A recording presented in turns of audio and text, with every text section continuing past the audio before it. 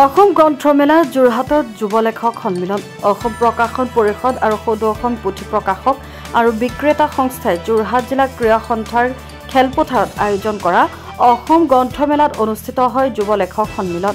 অনুষ্ঠানটি উদ্বোধন কৰে বিশিষ্ট লেখক সাহিত্য সমালোচক ডক্টৰ জিতাঞ্জলি বৰপূজাৰীয়ে। তেওঁ ভাষণ প্ৰসংগত যুৱ লেখকসকলক এখন মঞ্চ প্ৰদান কৰি আগবঢ়াই অনাটো সমাজৰ বাবে শুভ সংবাদ। বিশেষকৈ ভাষা সাহিত্যৰ ক্ষেত্ৰখনৰ বাবে অতি আশাব্যঞ্জক কাৰণ তৰুণসকলৰ হাততে নিৰ্ভৰ কৰে সকলো ক্ষেত্ৰৰে ভৱিষ্যত বুলি উল্লেখ কৰে।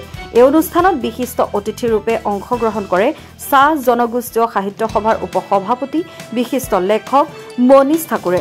তেওঁ যুৱ লেখকসকলক উৎসাহিত কৰাৰ বাবে এনে অনুষ্ঠান অতি প্ৰয়োজনীয় বুলি প্ৰকাশ কৰে।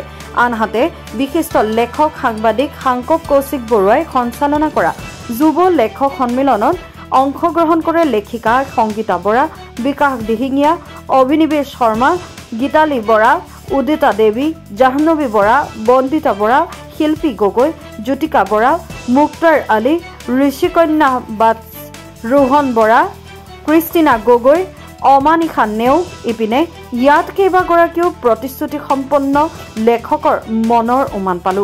তেওঁলোকে নিশ্চিতভাৱে অসমীয়া ভাষা সাহিত্যক ন চিন্তা উদ্ৰেককাৰী সৃষ্টিৰে সমৃদ্ধ কৰিব বুলি মন্তব্য দিয়ে সঞ্চালক সাংকব কৌশিক বৰুৱাই। Bureau report, news update.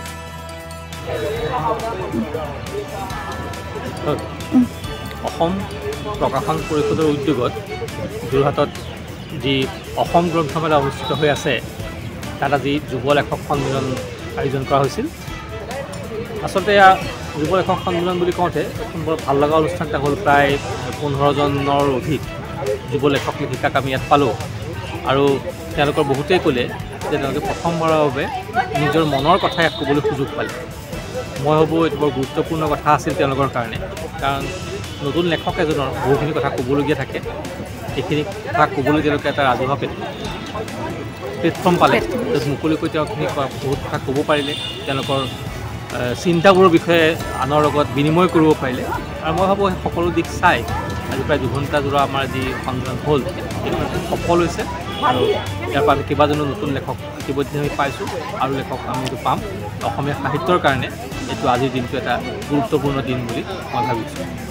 মানে গ্ৰন্থমেলাই নতুন পঢ়ুৱৈ সৃষ্টি কৰিছে নেকি? কিছুমানে বহুতে কয় নাই কৰা, এই ক্ষেত্ৰত নিশ্চয় কৰিছে। এইটো আচলতে সদায় এটা ভুল কথা কৈ থকা হয়, মই বাৰে বাৰে কৈ আছোঁ। মই আজিও এই সভাটো সেই কথাটো কৈছোঁ যে কৌশিক নন্দন বৰুৱাৰ নিৰিবিলি নামৰ কিতাপখনৰ কথা কৈছোঁ যে সেইখন কিতাপ একেবাৰে নতুন কিতাপ, প্ৰায় 500 পেজৰ ওপৰ হ'বলৈ তেওঁৰ পৃষ্ঠা কিতাপ। সেইখন কিতাপৰ এতিয়া 14টা সংস্কৰণ প্ৰকাশ হৈ গৈছে আৰু সেইখন অধিকাংশই নতুন পঢ়ুৱৈয়ে পঢ়িছে। আমাৰ মাজত থকা নতুন লেখকসকলে স্বীকাৰ কৰিছে যে তেওঁলোকে সেই কিতাপখন পঢ়িছে, পঢ়ি ভাল পাইছে। যদি নতুন লেখকে কিতাপ পঢ়িছে আৰু পঢ়ি আছে, আগতেও নপঢ়া এচাম মানুহ আছিলে, এতিয়াও নপঢ়া মানুহ এচাম আছে। আমি নপঢ়াখিনিক লৈ বেছি গুৰুত্ব দিয়াতকৈ যিখিনি পঢ়িছে সেইখিনি গুৰুত্ব দিয়া ভাল। আৰু তেতিয়াও বহু কিতাপ পঢ়া কিতাপ মানুহ আছে। ঠিক আছে।